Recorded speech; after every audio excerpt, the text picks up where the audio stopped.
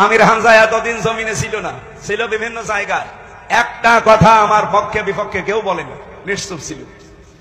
কিন্তু যখনই জামাত ইসলামী বাংলাদেশ আমাকে নমিনি বানিয়েছে কুষ্টিয়া সদরের জন্য, এই যে রাম আর বামপাড়া, বিশেষ করে জালেম যারা এখন নতুন যুক্ত হয়েছে, তাদের সাথে মুনাফিকেরা, কোথাকার সেই 12 সাল 13 সালের ভিডিও কাটছাট করে আগে নেই পরে নেই, এখানে প্রসাব করিবেন, না করিলে 50 টাকা জরিমানা, এইরকম সাজিয়ে মানুষের সামনে এখন বিভ্রান্ত ছড়াচ্ছে। আমি 1.5 ঘন্টা 2 ঘন্টা কথা বলি, পুরাটা শোনেন তো একটা ভুল বের করতে পারেন কিনা? হ্যাঁ, স্লিপ অফ টাং কিছু হতে পারে, এটা আমার ইচ্ছাকৃত না, অনিচ্ছাকৃত ভুল মার্জনীয়। আমি ইচ্ছা করে যদি কিছু বলে থাকি, সেইটা আপনি সঙ্গে সঙ্গে আসেন। যতগুলো তথ্য এ পর্যন্ত বলেছি, ইচ্ছা করে একটাও ভুল বের করতে পারিনি, শুধু কাটছাট করা ছাড়া।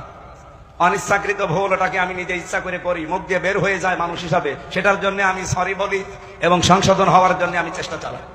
এরপরেও যারা পেছনে লেগে থাকে, আমি নাই ক্ষমা চাই, আল্লাহ আমারে আশা করি ক্ষমা করে দেবে। আপনি গীবত করে কি করলেন বলেন? আপনি গীবত করে কি করলেন?